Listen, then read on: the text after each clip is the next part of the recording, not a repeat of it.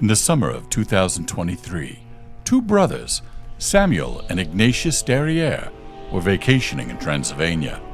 One day, they spied an armadillo, a creature not indigenous to Europe. I know! How many balls they be tripping?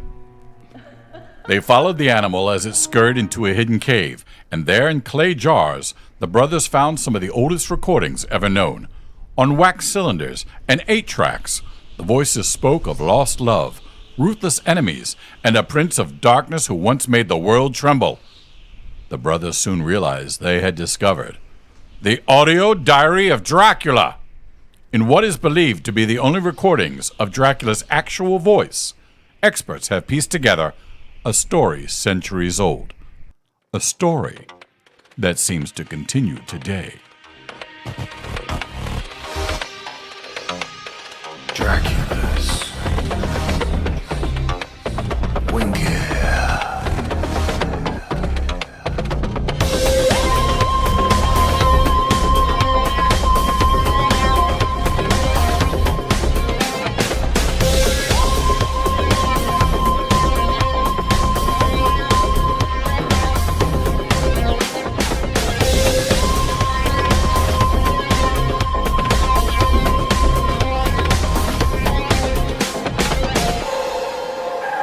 It's the failure of a very small thing.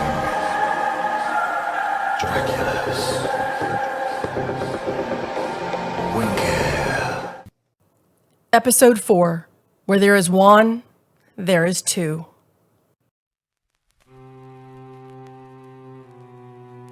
Loneliness. Like solitude, it's something most of us have to face alone. We've all known the sting of an empty mailbox. Facebook showing that your friends list is a negative number, and people stop at your speed dating table to order drinks. Greetings. I am your narrator, Chardonnay Waffle Hut, and I too have known loneliness. I once had a date who sat with her leg tucked underneath her, and it made her vagina fall asleep. And then she said, Oh my God, now my cootsy is doing that tingly thing. Ooh, wow. I really don't need you at all, do I? No, she did not. I have never been so jealous of a foot in my whole life. And the king of the vampires was no different. Loneliness was his body wash. Dracula had long outlived any friends or family. His vampire harem had to run off and do the Real Housewives of Eastern Europe. And the paranormal romance craze had given women sexual expectations that were insurmountable. That word means Dracula couldn't mount them.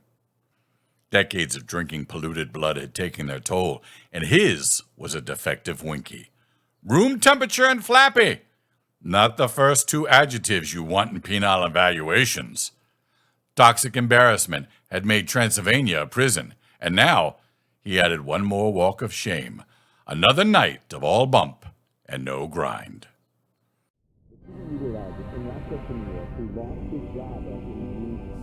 Dracula stormed into his living room, flinging off his cape over his shoulders. The Great British Bake Off was on TV. An armadillo looked up from the couch. Hey man, you barely beat the sunrise. I guess that means you had a fun night with your latest lady friend. Holy shit, they talking armadillo. Ha ha ha. Mr. Narrator, would you explain who I am in case someone skipped episode 1? Dracula's loyal sidekick, Juan the armadillo.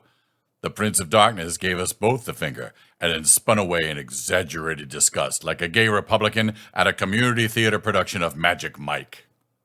I'm guessing from your bad mood you forgot to stop by the store to pick up salsa. Yes, I forgot to get the salsa. Well, you know we're out, right? Yes, I know that. But there's this little thing called sunlight that really burns my ass. So getting home was probably my top priority. You'll just have to do without your stupid salsa, you termite chomping pointy-nosed ass face. Dracula stomped up the stairs. He stepped through the huge netting of cobwebs without breaking a strand. Always impressive. Juan waddled after him. What happened tonight? This sounded so promising, dude. I thought you were drinking from the pub waitress who thinks you're Nicolas Cage. Let's talk about you instead. What the hell is an armadillo even doing here?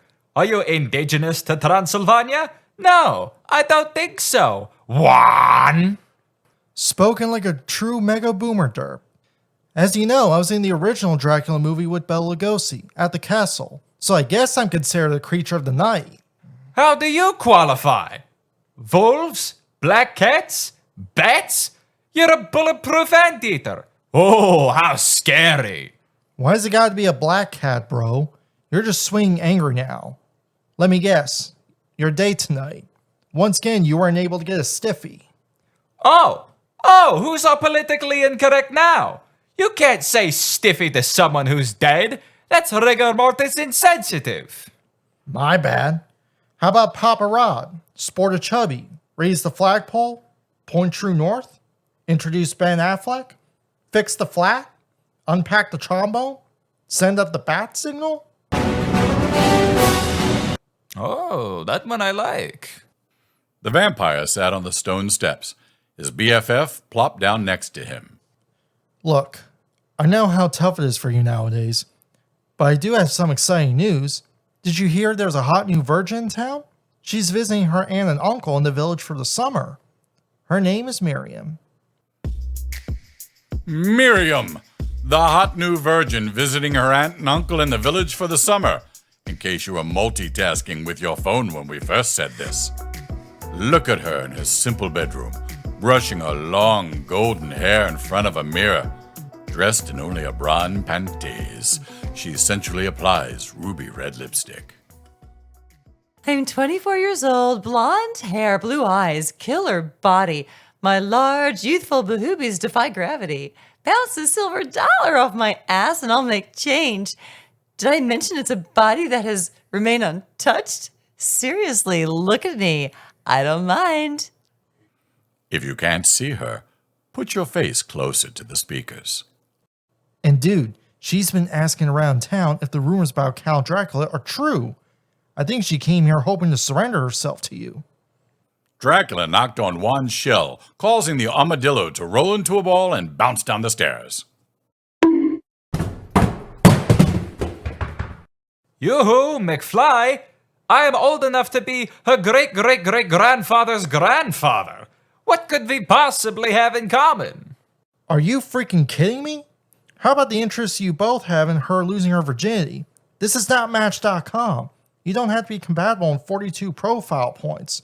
You just have to be horny. And if Miriam doesn't do it for you, take your old ass back to the museum and get busy with those mummies again. Dracula gasped in surprise and embarrassment. Do not look at your speakers.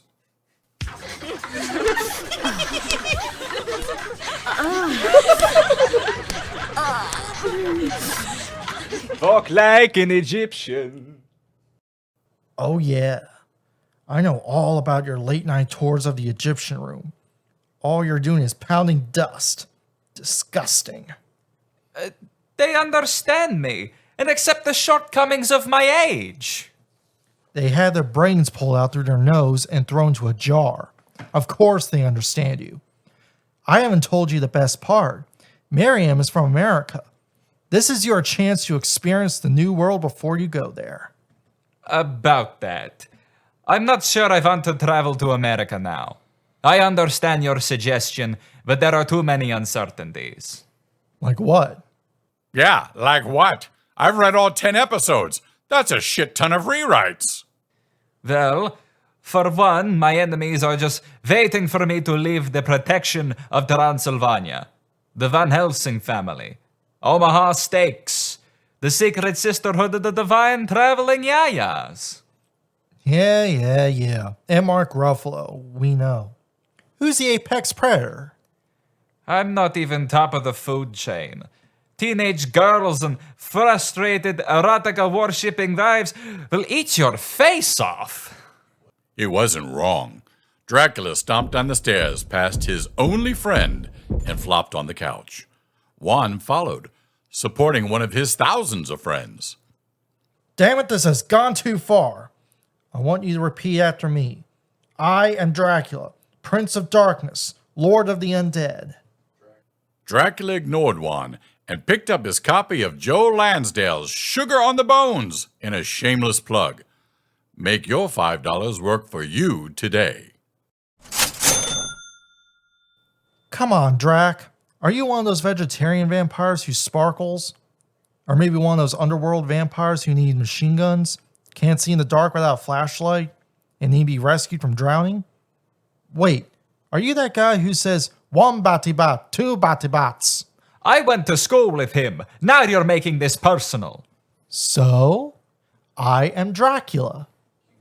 The king of the castle gave up like a congressman sending thoughts and prayers. I am Dracula, Prince of Darkness, Lord of the Undead. And I am the apex predator. I am the apex predator. I'm going to go out there, visit a smoking hot American virgin, and please her for JJ. Can we say that? It's okay. It's an Oprah word. Something vajayjay. Because Transylvania is my town, and I'm going to make America my town too. Your knowledge of geography is appalling. I'm an armadillo. Now, I want you to repeat this to the most important person in the world.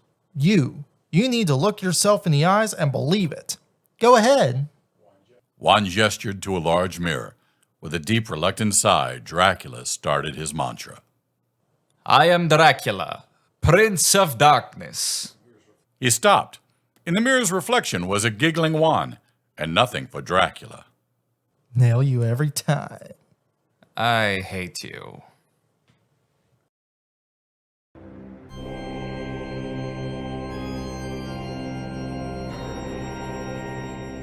On the other side of the small village, in a simple house across from the Walmart, a young woman waited.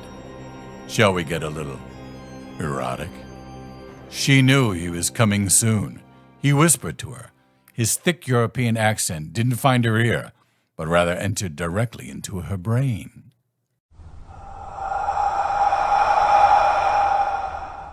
Do not be afraid, child. I have chosen you, and that is all you need to know. Her mind swelled with images of surrendering her virginity to the mysterious lover, making love to him. A stiff breeze parted the pink curtains and probed deep into her forbidden chamber. She moaned unconsciously. Just like that. Her girlish fingers caressed her kibbles and naughty bits. Her touch was his touch. It was like ice, but it warmed her in ways a far better writer could describe. Miriam rose from her bed. There he was, standing outside her window, 3 stories above the ground. There is something different about this man. He was the reason she came to Transylvania. Came. Next time on Dracula's Winkee! What you perverts have been waiting for is finally here. Dracula and his virgin doing it. But will he invite his Winkee? Brought to you by our sponsor, The Bachelorette, Devil Monkey Edition.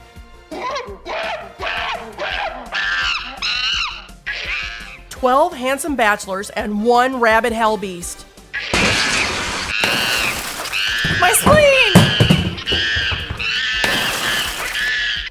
Because what's romance without a little danger? Devil Monkey!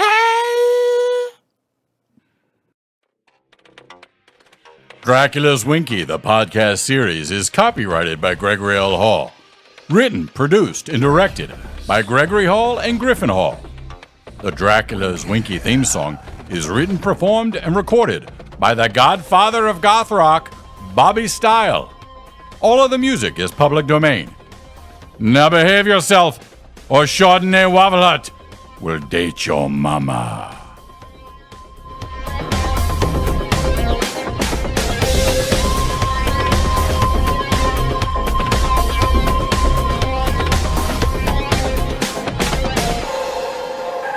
It's the failure of a very small thing.